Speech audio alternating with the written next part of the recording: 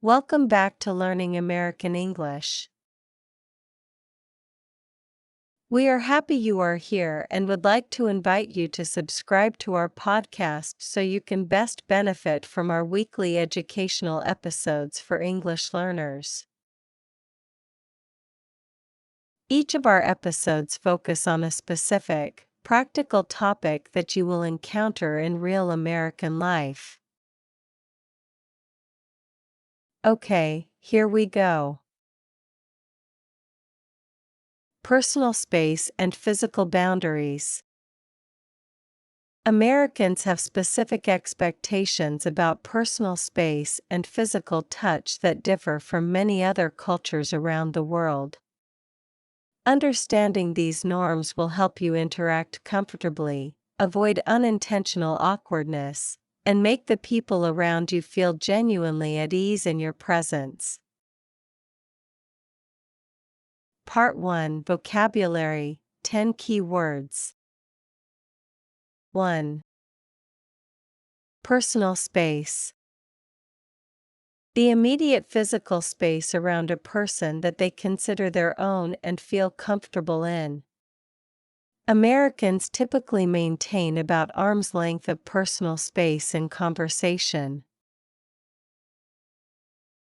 2. Boundary. A real or imagined limit that defines what is comfortable and acceptable in a relationship. He respected his coworker's boundaries by not touching her shoulder without permission.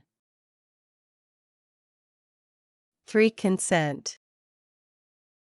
Voluntary agreement or permission given by someone for something to happen.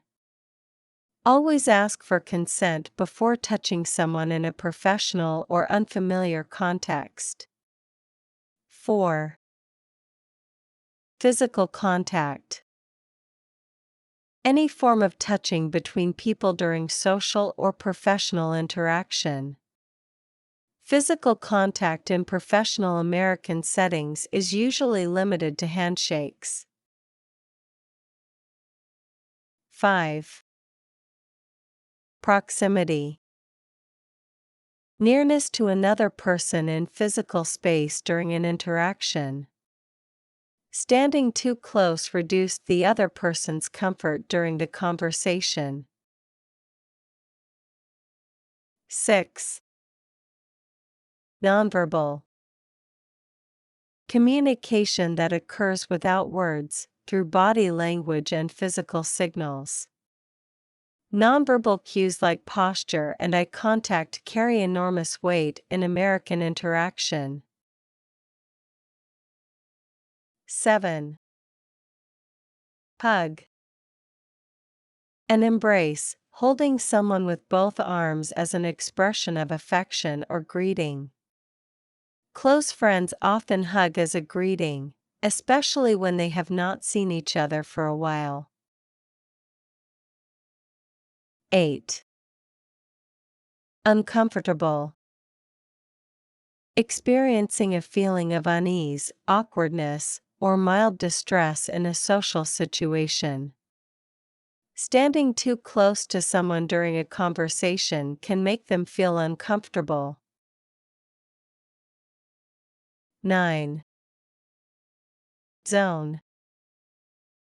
In social contexts, the physical distance between people that defines their level of closeness. Intimate, personal, social, and public are the 4 common interpersonal distance zones. 10. Gesture. A movement of the body, especially hands or head, used to express a feeling or idea.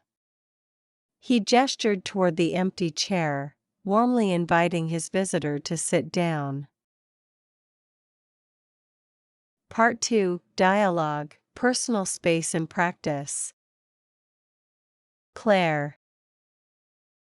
Hey, I wanted to mention something, and I really hope this is okay to bring up.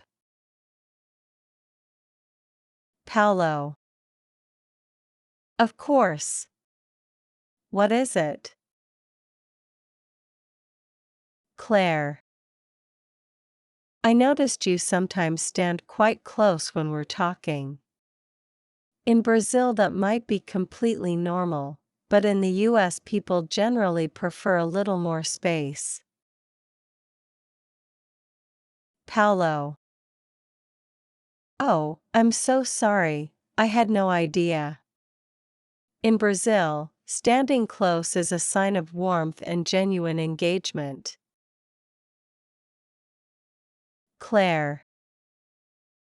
That makes complete sense. It's a cultural difference, nothing more. In the US, most people are comfortable at about arm's length with people they don't know well. Paulo. Thank you so much for telling me. I would hate to make anyone uncomfortable unintentionally. Claire. I knew you'd want to know. Most people wouldn't bring it up, which makes it so hard to learn. Paulo. I really appreciate your honesty. I'm still learning all these invisible cultural rules. Part 3 Guidance Article, Personal Space and Physical Contact in America. Americans, particularly in professional and semi-public settings, value a relatively large personal space zone, typically 18 inches to 4 feet for social interaction. This may be much larger than what people from many Latin American, Middle Eastern, or Southern European cultures consider normal.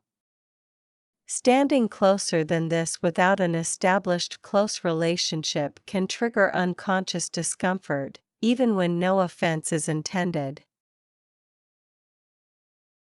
Physical greetings in America are primarily the handshake in professional contexts and the hug among established friends.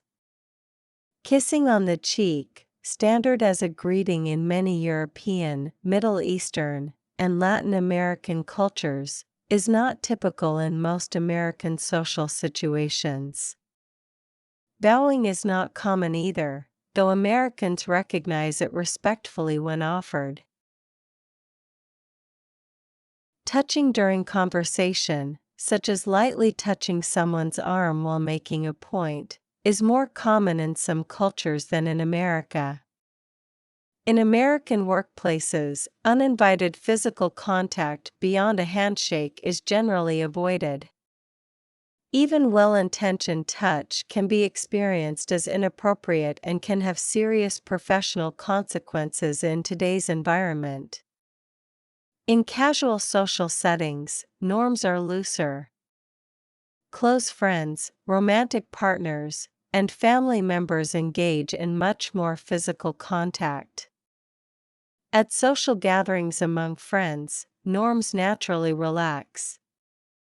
But it is always wisest to let the other person set the level of physical comfort, rather than assuming. If you are unsure whether a hug is appropriate, an extended hand for a handshake is always a safe and respected default. Part 4 3 Real-life tips and strategies. Tip 1. Default to the handshake in all professional settings. It is universally understood, appropriate regardless of gender or background, and projects genuine confidence. Practice giving a firm, not limp, not crushing, handshake with direct eye contact and a warm smile. This one gesture consistently makes a powerful positive impression. Tip 2. Pay attention to the signals people send with their bodies. If someone steps back slightly during a conversation, that is a gentle nonverbal signal to adjust your position. Noticing and thoughtfully responding to this demonstrates social awareness and cultural intelligence that Americans appreciate deeply. Tip 3. If you naturally stand close to people when talking, develop conscious awareness of this habit in American settings. Maintaining roughly arm's length from someone you do not know well makes the interaction more comfortable for them and signals that you respect their personal space and autonomy. We hope you've enjoyed this episode of Learning American English, and would greatly appreciate it if you would take a moment right now, if you haven't already done so, to subscribe to our weekly podcast episodes. Until next time.